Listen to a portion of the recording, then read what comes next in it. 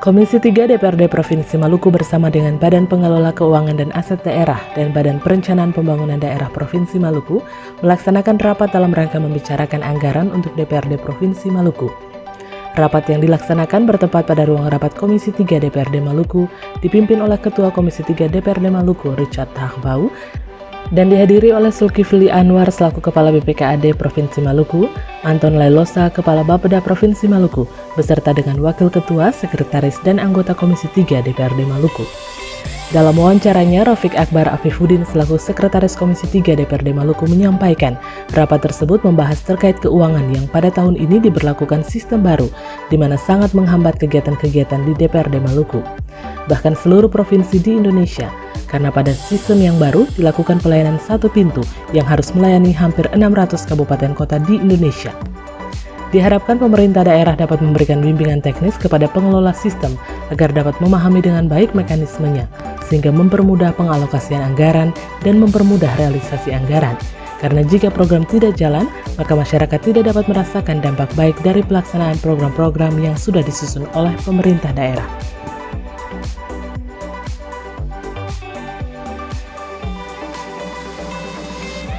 Di rapat kita hari ini bahas soal sistem keuangan yang baru dilakukan tahun ini. Memang sistem ini dia sangat menghambat banyak kegiatan-kegiatan di DPR. Mungkin juga di OPD yang lain, bahkan mungkin di seluruh pemerintah provinsi di Indonesia. Sistem yang hanya satu pintu dan menggunakan sistem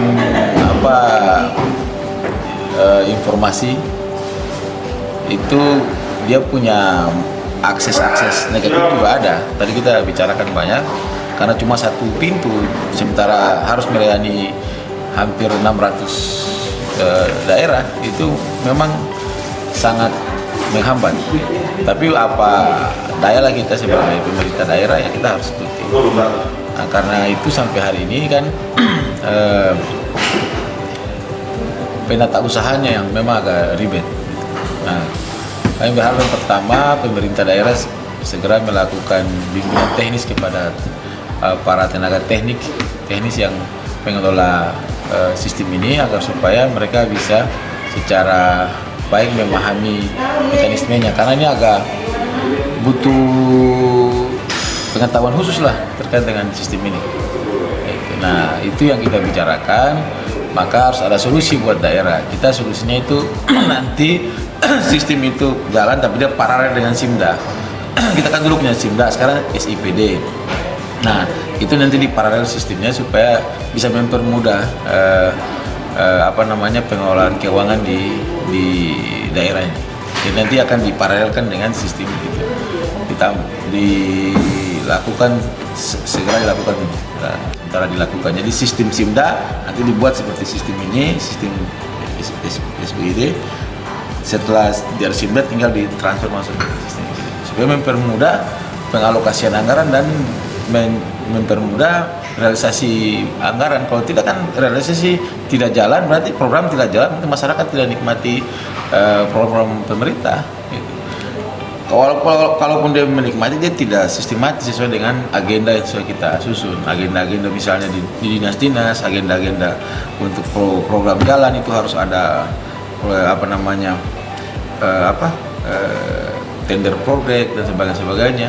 Itu kalau sistem tidak paralel dengan agenda, ya bisa jadi ada agenda yang tidak jalan atau bertumpuk dalam bulan tertentu. Apalagi dia sistemnya itu kan sekarang dia harus siapkan rencana anggaran kas, baru dari kas bikin DIPA itu harus dicetak, sekda tanda tangan, setelah itu baru ada SPD itu ke 3 bulan sudah penyedia dana tuh, itu untuk 3 bulan program, baru kemudian SPP dan SPM bisa keluar dan bisa cair gitu. Tapi tetap dia masuk satu pintu dari 500 hampir 600 provinsi di kabupaten. Terkali berapa OPD-nya? Kalau kali OPD-nya sudah berapa ribu yang harus masuk di lubang. Ini sama dengan saja ketika dulu kita melakukan verifikasi partai politik. Gitu. Ya memang kesulitan harus dipikirkan. Jadi tapi ini bukan masalah di daerah saja, ini masalah nasional. Jadi ini kebijakan negara. Ya,